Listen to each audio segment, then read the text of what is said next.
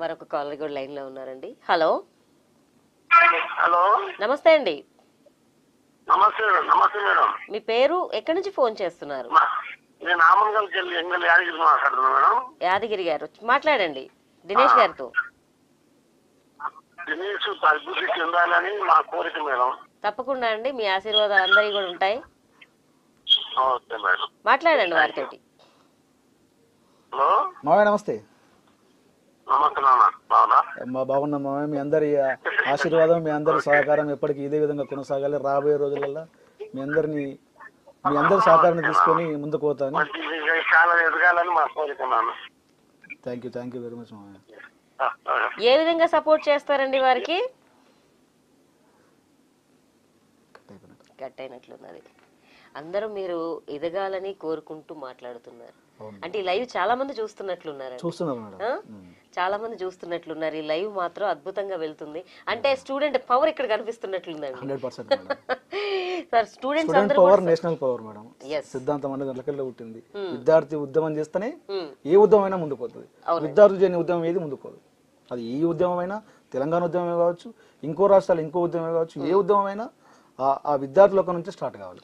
విద్యార్థులకి ఏంటంటే యువ రక్తం కాబట్టి వాళ్ళని చాలా రాజకీయ పార్టీలు యూటిలైజ్ చేసుకుంటున్నారు. కానీ వాళ్ళని ఎంతవరకు ఎదిగే అవకాశం ఇస్తున్నారు వాళ్ళకి, అట్లాగే వాళ్ళని చాలా తక్కువగా, అంటే పార్టీ ఎదిగేంత వరకు వాళ్ళకి అవకాశం ఉన్నంత వరకు యూజ్ చేసుకుని పక్కన పడేస్తున్నారు అనే కామెంట్ కూడా ఉంది బయట.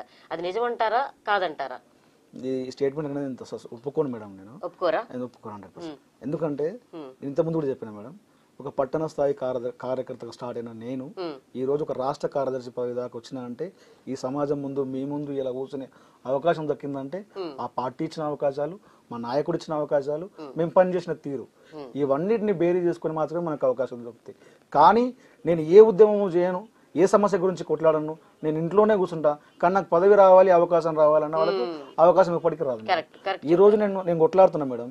విద్యార్థుల కోసం కొట్లాడుతున్నా, సమాజం ప్రజల కోసం కొట్లాడుతున్నా మేడం. ఇప్పుడు మా డిండి మేడం, అది ఒక చేయూత అని ఒక ఫౌండేషన్ స్టార్ట్ చేసి ఎవరు చనిపోయినా ఒక 10,000 రూపాయలు ఆర్థిక సాయం చేయాలని. చేయూత ఫౌండేషన్ నేను పేరు విన్నాను. అంటే మా దగ్గర చిన్నగా మేము స్టార్ట్ చేసుకున్నాం చేయూత. మా ఊర్లో ఎవరు చనిపోయినా ఒక 10,000 రూపాయలు సాయం చేయాలని, దాంట్లో మళ్ళీ పార్టీ ఇష్యూస్ రావద్దని అన్ని పార్టీల లీడర్లను అందులో కలుపుకొని గవర్నమెంట్ ఎంప్లాయీస్, పార్టీలో వర్క్ చేస్తున్న వాళ్ళు, ప్రైవేట్ ఎంప్లాయీస్, చేపలు అమ్ముకునేటోళ్ళు, అట్లా ఒక 20-30 మందిని టీమ్ గా ఏర్పడి ఎవరు చనిపోయినా ఒక 10,000 ఆర్థిక సాయం.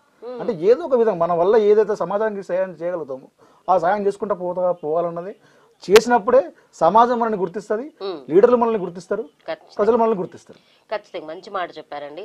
అయితే యువతకి ఏదైతే మీరు చెప్పారో ఈ స్టూడెంట్ వింగ్ అనేది ఏ ఏ అంశాల మీద పోరాటం చేస్తుంది అనేది ఒక క్లారిటీ ఏమన్నా ఉందా? ఎందుకంటే చాలా మందికి యూత్ వింగ్ అంటారు కానీ ఏమేం చేస్తారనేది కూడా కొంతమందికి తెలియకుండా ఉండే అవకాశం ఉంటుంది. సో ఈ మా ఛానల్ ద్వారా కొంతవరకు చెప్తే, ఎందుకంటే అందరికి ఎమ్మెల్యేలు, ఎంపీలు, ముఖ్యమంత్రులు వీళ్ళే తెలిసే అవకాశం ఉంటుంది. యూత్ వింగ్ వల్ల ఎంత ఉపయోగం ఉంది, ఎంత స్ట్రాంగ్ ఉంటారు, వాళ్ళ వల్ల ఏంటి జరిగే ఉపయోగాలు, అంటే సమాజానికి కానీ ప్రజలకు కానీ ఏం జరుగుతాయి అనేది చాలా మంది తెలిసే అవకాశం తక్కువ మేడం. మరొక కాలర్ లైన్ ఉండదు, మాట్లాడిన తర్వాత కంటిన్యూ చేద్దాం.